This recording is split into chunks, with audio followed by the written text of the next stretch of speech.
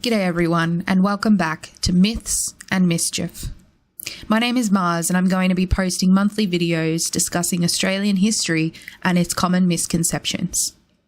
As with all of our videos here on the channel, my contributions aim to educate and inform, yes, but more so to open a conversation. There is so much nuance in these stories and topics, there's no room for just black and white. If I'm doing this right, you will learn a handful of things about the Great Down Under, but most importantly, you'll learn to question what you think you know about history, both mine and yours. My first video will be one of many, discussing one of Australian society's fondest historical topics, classic Aussie criminals. Specifically in this first video, we'll be talking about the Bushrangers. When an Australian thinks of bushrangers, they will 9 times out of 10 be thinking of the iconic Ned Kelly. From kids dressing up for school festivals with plant pots on their heads, to bogans with oily mullets and the words "such is life" stamped either on their Commodore windscreens or their sunburnt chests, Ned Kelly is a household name in Australia, and one we learn very early in our lives. Ned Kelly was one of the last bushrangers in Australia, and he wreaked havoc on towns across Victoria and New South Wales before finally meeting his end in a small town by the name of Glenrowan in Victoria. Edward Ned Kelly is most known for his iconic bulletproof armour, something not seen in the late 19th century. He wore a helmet made of tin with a fine slit to allow him to see, and a cover for his torso and legs. It is thanks to this armour that Ned was able to survive many shootouts with the police before being captured in 1880. In the Glenrowan shootout, his gang members were killed, and he was subdued and arrested, then sentenced to death. He was later hanged on the 11th of November 1880, where multiple news reporters would record his final words, "Such is life." It is well known among Australians that Ned Kelly was a boisterous character. He is lovingly remembered as an arrogant thief and a murderer. What's not that well known is that despite being the most popular, Ned Kelly was one of the last bushrangers. There were many bushrangers before him, and some of whom had very successful, significant criminal careers, which had impacts on the function of the broader society in Australia that we still see in the modern day. In fact, I've brought in an expert on the history of bushrangers to talk to us about some of these other individuals throughout history and what makes them special. My friend, Aidan Phelan.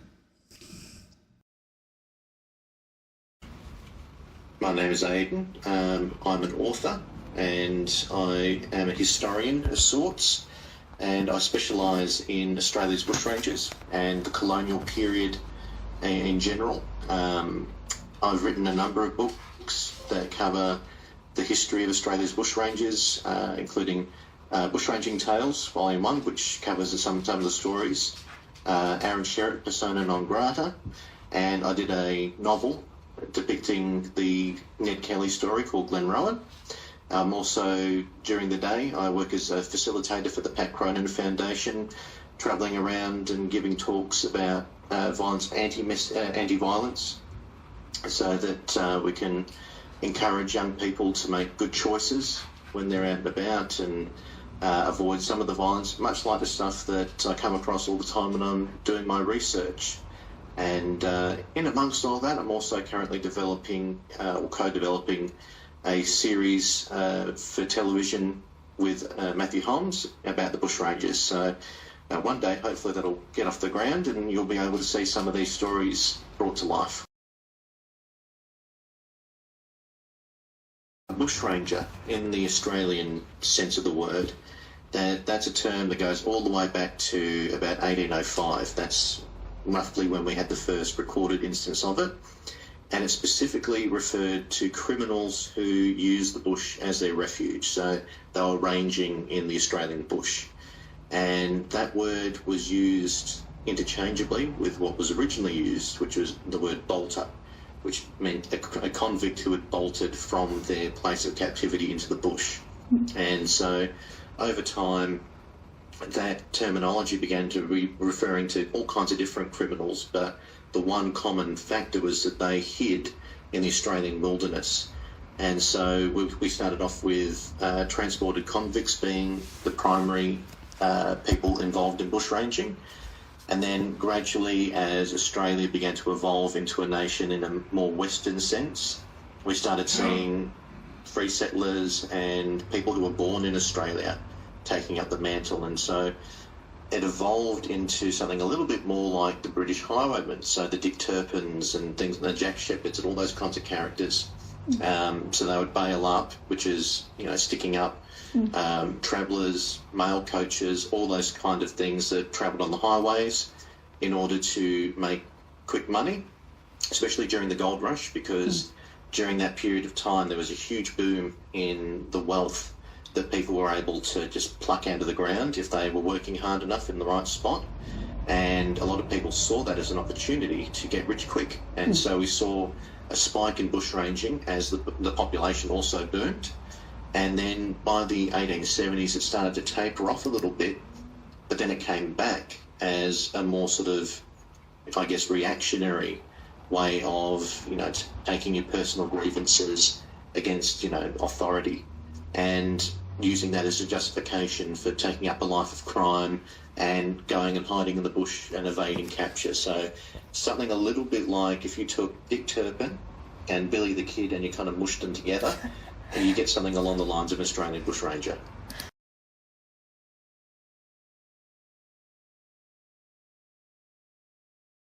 Yeah, it's a question I've asked myself a lot, because he's such a unique figure in that he is so exceptional in the mind's eye of so many people in this country, to the point where, if you have a log with a notch cut into it, people go, oh yeah, that's Ned, because he had this incredible suit of bulletproof armour that in the 100 or so years prior to him being a bushranger, that no one had actually thought to put together.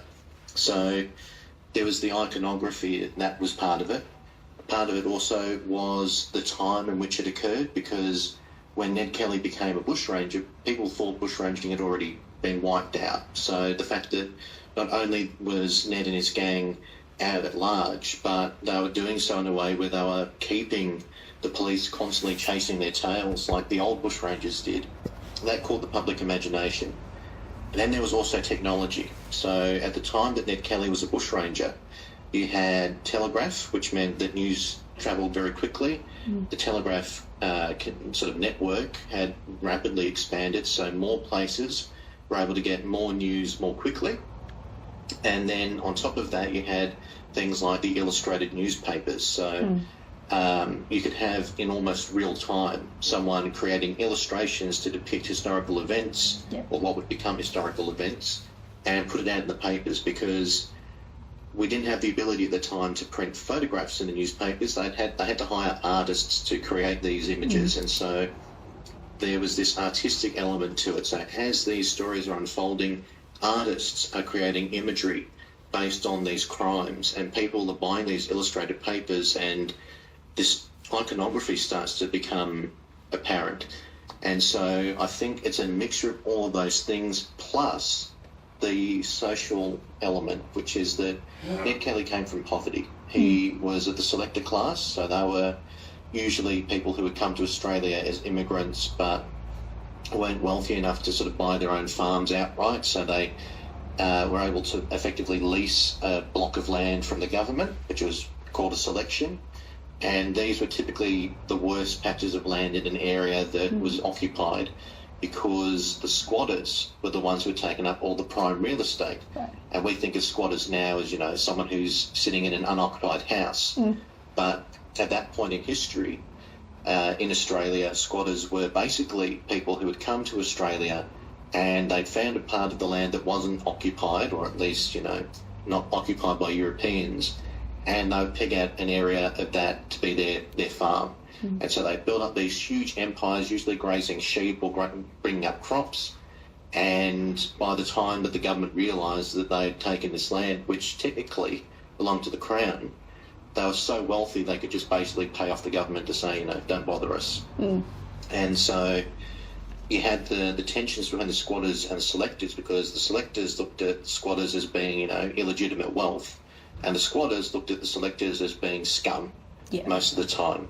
And so Ned Kelly found himself in that environment and using that as a justification for all of the crimes that he committed, like stealing horses and robbing banks, because in his mind, all the positions of authority, all the wealth, all the class was pitted against people like himself. And so he kind of appointed himself as the figurehead for that movement and that part of society. And I think that's what most people respond to now with Ned. When you look at Johnny Gilbert, Happy Jack, he's a Canadian, so he's got a very different experience to Ben Hall, who was born and raised in Australia to convict parents.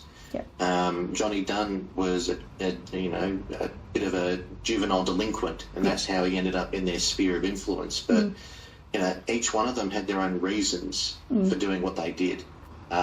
Gilbert was a lot more ruthless in some ways than Ben Hall.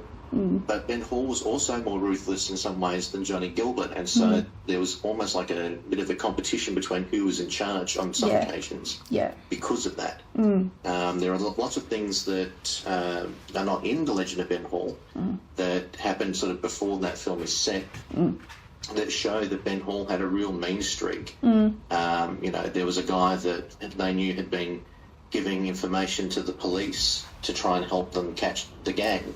And so Ben Hall instructed the rest of his gang members to tie him to a tree so they could flog him with a piece of rope. There was that ruthlessness to Ben Hall, but he was also very quiet, very reserved, very polite to people. He was obviously, there was a romantic element because he had Christina McKinnon, his girlfriend, who was there, the Flag Hotel in Binder, and we know from the accounts that were sort of recorded that, he was kissing her and lifting up her skirts and all that kind of stuff that was very, taboo at that time. But, there was even that little larrikin element to him as well. And so, you play that off Johnny Gilbert, who was this very exuberant character. They called him Flash Johnny Gilbert because of the way he dressed. He always had very fine clothing on and dripping with, rings and gold watch chains and things like that. And he was very, effervescent. He was the life of the party. But out of the members of Ben Hall's gang, Ben Hall didn't kill anyone. But Johnny Gilbert did, and Johnny Dunn did.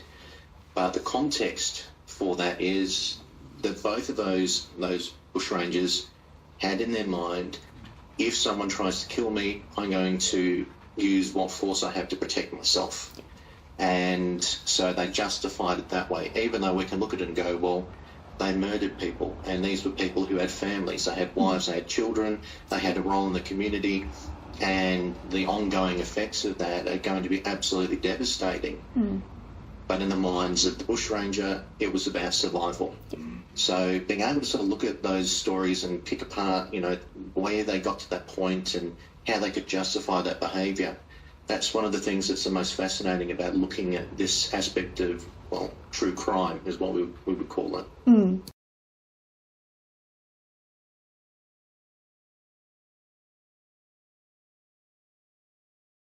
Though Ben Hall never killed anyone, it was very obvious from the way he talked that he was willing to do it if it was necessary. And he often would talk about, the list of people that he was more than willing to go out and take out because he had a grudge against them for one reason or another.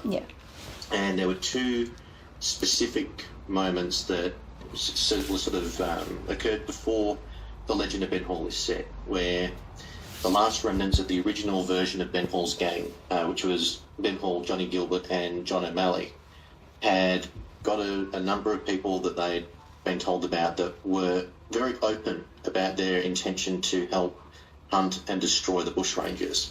So they had been involved in besieging these houses, and they were trying to, inflict whatever harm they could on them.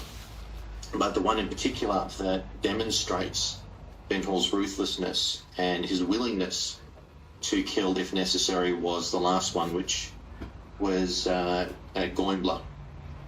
And so he and Gilbert and O'Malley had, opened fire on this house. The occupants of the house refused to come out. They were firing back. They had the guns in the house. And in order to try and flush the occupants of the house out, Ben Hall set fire to the stables with their horses still inside.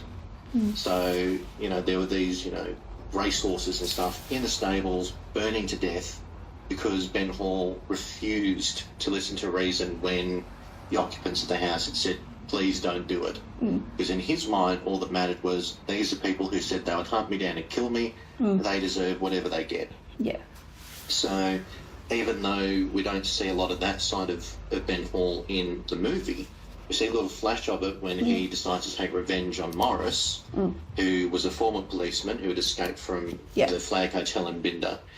And they went and they burned his house down, which was also his shop, so that he lost all of his work, all of his supplies, where he lived, all of the things that he owned, and all because he had slipped out of the hotel and tried to set the gang's horses free so they didn't have a way of escaping. Yeah. And this sort of demonstrates that, yes, Ben Hall never killed anyone, but he did a lot of really other just horrible stuff that showed that there was a ruthlessness that was almost worse than the willingness to kill if your own life is in danger. And I think that was one of the key things that I took away from reading about Ben Hall after having been involved in the film. It's just that, he does have that element, I suppose, of, he's got his reasons for lashing out at the world around him, and it all seems to sort of stem back to him being arrested and held for months in remand without actually being convicted or charged with any actual wrongdoing back when he was suspected of being involved in Frank Gardner's Ugower Rocks escort robbery. Basically, the oral tradition is that he said, well, I may as well do the crime as the time. Which is his way of saying, I've already been punished for this crime, so I may as well go and do it and prove them just how much of a criminal I can be. Yeah. And that's a recurring theme throughout bushranging. So many times there's people who have been in the prison system, and that's what radicalises them. Yeah. Because the penal system in the Victorian era specifically was absolutely horrendous. There was a lot of practices which were commonplace, which we would look at now as being like cruel and unusual punishment. Ben Hall, fortunately for him, didn't have to undergo a lot of that. But when you look at a lot of the other bushrangers, like Dan Morgan, for example, there's a lot of that in their backstory that informs the level of ruthlessness that they exhibited when they were at large. So, yeah, that's definitely a facet that I found really interesting to look into and sort of have those comparisons because, Johnny Gilbert killed people, but he wasn't necessarily as nasty about a lot of the other stuff as Ben Hall was. And so there's the complexity, and that's fascinating to me.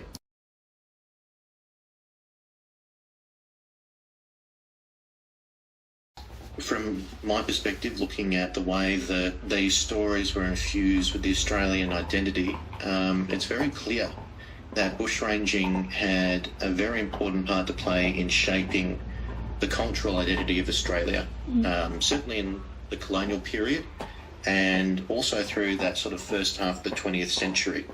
Even though bushranging had basically been eradicated by the 1910s, you still had a sort of explosion of youth crime in what are referred to as the boy bushrangers. And these were kids that were in and out of juvenile homes and boys' homes, as they called them, committing minor crimes but idolising the Ned Kellys and the Ben Halls, wanting to emulate them. And though their crime sprees were, pretty short-lived, they were doing their best to emulate that idea of what a bushranger was. Yeah.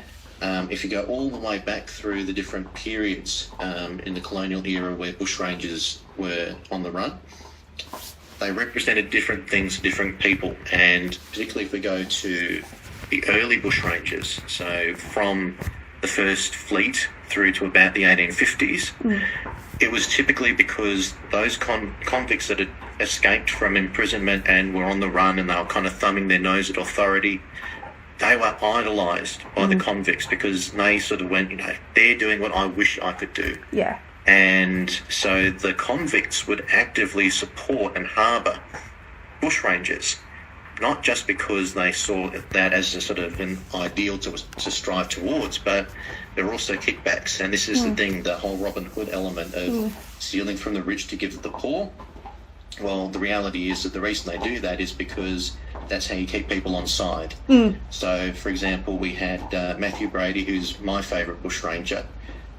He would steal things while he was on the run, and he would use that to pay convict servants to do things for him. Right. So, for example, there was one chap called Paulie who was a convict servant out in the middle of nowhere, and Matthew Brady and James McCabe, they were sort of a duo at the time, they go to Paulie, and Paulie would do their laundry for them in exchange for meat, because his boss, his master, as they were called, refused to give his convict servants an adequate supply of meat.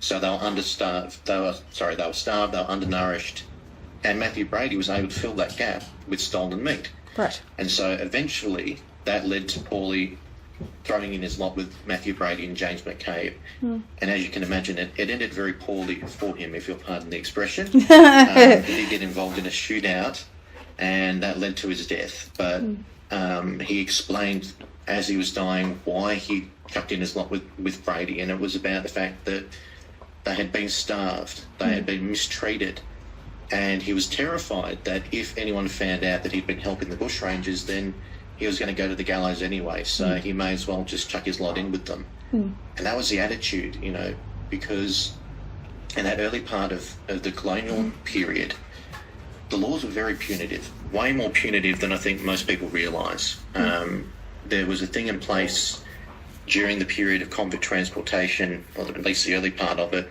called the Bloody Code in the UK, which meant that there were somewhere in the vicinity of 200 crimes that were punishable by death. Right. If you had stolen anything that was worth more than 12 shillings, that was an automatic death sentence. And the reason that the British were sending all their convicts to America and to Australia and to the islands and the Pacific and all that kind of stuff was because their prisons were full and they were executing too many people. So someone just said, why are we killing all these healthy, able-bodied men when we could actually put them to work building up our colonies? Yeah. And so that's what they did. And that mentality of the Bloody Code followed. And so people who were criminals, they were at large, bushrangers, they were treated like vermin. And I mean that in the literal sense. They were to be exterminated. We know that a lot of the early bushrangers, when they were killed, their heads were cut off and taken into town, because that's how you claim the bounty. When they say there was a price on the head, they meant literally. And especially in Sydney and in Hobart, they would take the bodies of executed criminals, especially bushrangers, and they would hang them in gibbets wherever it was publicly able to be seen, as a warning to say, this is what's going to happen to you if you break the law. Yeah. So life was cheap, and people were treated very poorly, and when people defied the authorities that imposed those views and those attitudes, well, they became heroes. Yeah. So as we move forward into the gold rush and into the Ned Kelly part of Australian history, those values were also carried on through the criminals who were deliberately upstaging law and order. There was a real sense during the gold rush that the laws were corrupted. People were imposing licences that were impossible to pay for. There was a deliberate attempt to squeeze some of the working people out of the gold fields so the big corporations could come in, especially a lot of racism. To have people, even though they were white men mostly, standing up against these authorities and the wealthy people that were kind of shaping the laws, that was very exciting, and people got behind it. And again, your Dan Morgans, your Captain Thunderbolts, your Ben Halls, all the money that they made from committing these robberies was used to pay off their harbourers. So everyone was on your side as long as you were paying for them. Yeah. And so it was with Ned Kelly. He robbed banks and he gave all the money out to his friends and family because that was the way he kept people on side. Yeah.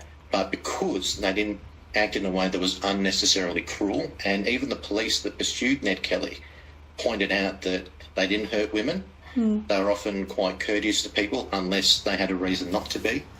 That helped create this idea of almost chivalry that meant these characters became heroes in the eyes of some of the lower classes. And that has sort of followed through into the modern day, where it's kind of like the facsimile effect. It's a photocopy of a photocopy of a photocopy of the idea. And so now you see people with "such is life" written across their chest in a tattoo because that's what Ned Kelly said when he was hanged, not realising that it doesn't really have any strong philosophical meaning behind it. Such is life is just a way of saying shit happens.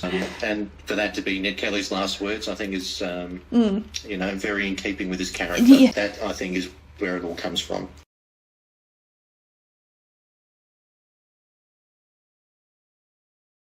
There's a few illustrations of that with Dan Morgan, who is considered by many to be the most bloodthirsty of the Bushrangers, but he has these flashes of humanity, almost farcical. In the period of time after he crossed the border into Victoria, just before he was killed, he was bailing up people on the road between Benalla and Glenrowan. And one of the coaches or wagons that he'd bailed up was a man and his wife.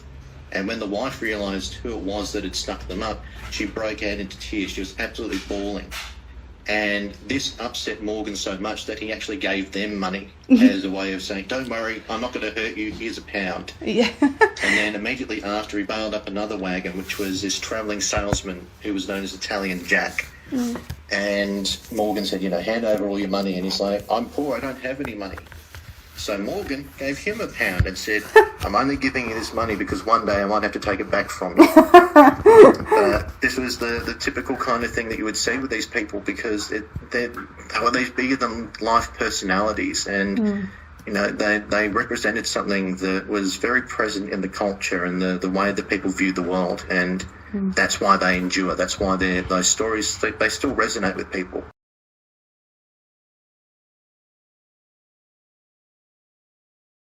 From the First Fleet right through to the turn of the Federation, that was all bushranging history. And I mean, for me, one of the characters I keep coming back to is William Westwood. Now, he was transported to Australia at the age of 16. He had been what we would consider a juvenile delinquent.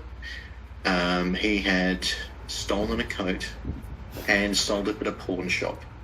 And because this was his second criminal offence, he was transported to Australia.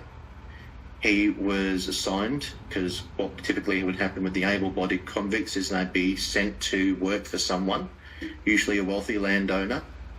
And this particular wealthy landowner that he was assigned to was very harsh and would whip him at the slightest sense of him stepping out of line. So he escaped. And we have lots of stories of William Westwood when he was a bushranger being this almost Robin Hood character, where he would pop up in strange places and do quite over-the-top things, like you know, he would travel long distance and see how fast he could go and he'd get people to time him, things like that. Or he would hide up in trees while people are looking for him. But despite the fact that he had what was pretty farcical a career as a bushranger, it ended really, really tragically. So eventually he was caught. It was very hard for them to keep him imprisoned, and so they sent him to Norfolk Island. Now, Norfolk Island was considered to be hell on earth. It was a really horrendous way to be treated.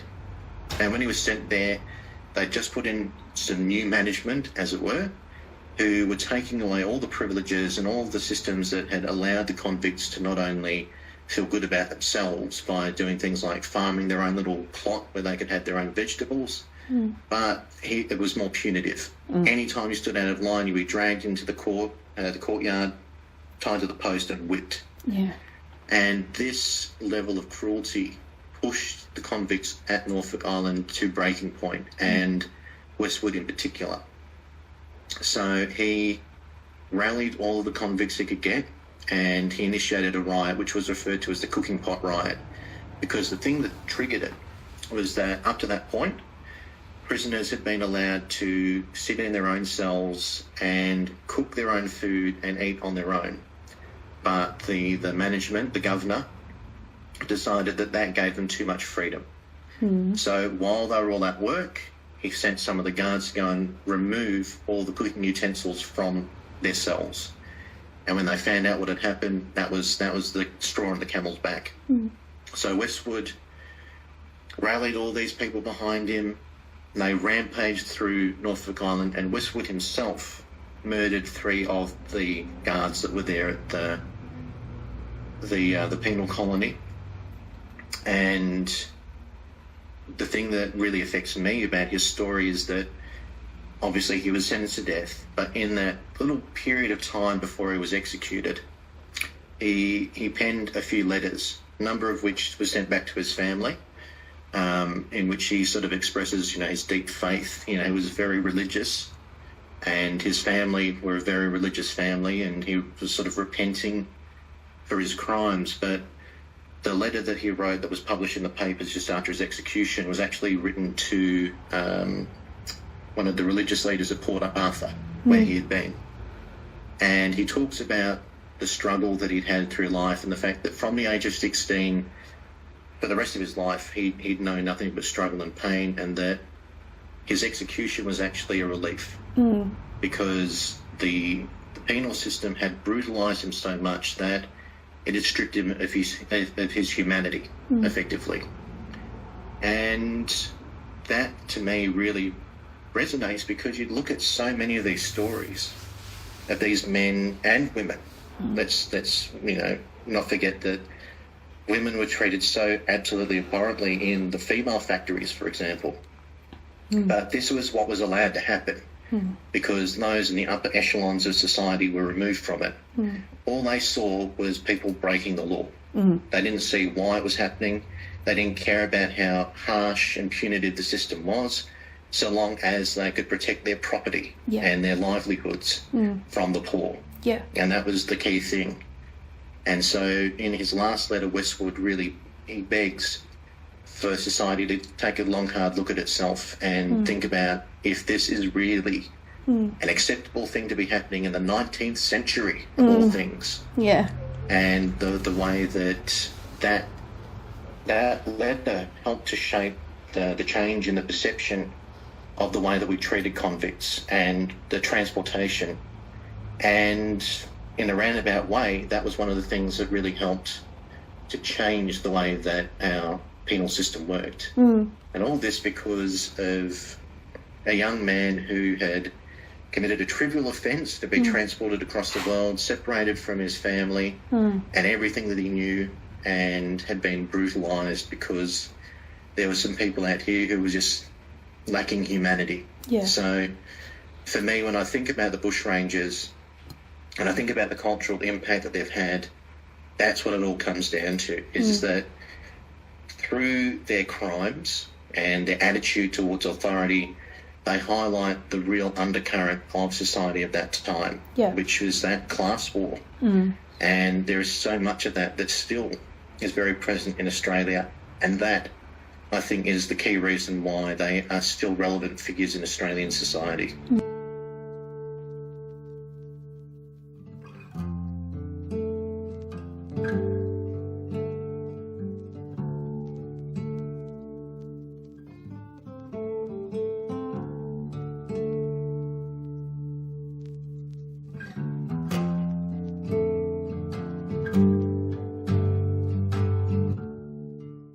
Society has a pattern of turning historical individuals into fictional characters. As we get further away from the context of their lives, it is easier to forget the events and the circumstances that led to the decisions and actions which made them famous. The Bushrangers were individuals who had been cheated, abused, and outlawed by the government for crimes that were often, by today's standards, inconsequential, or in some cases literally non-existent. The harm that was caused by these individuals is undeniable, but so is the harm that was done to them. Their impact on Australian culture and the function of our society is significant. And it's telling, both that a deep look into their motivations and their values reveals a stark similarity to that of the modern Aussie spirit, and that our history classes don't teach us about how these remarkable men and women shaped the function of our society.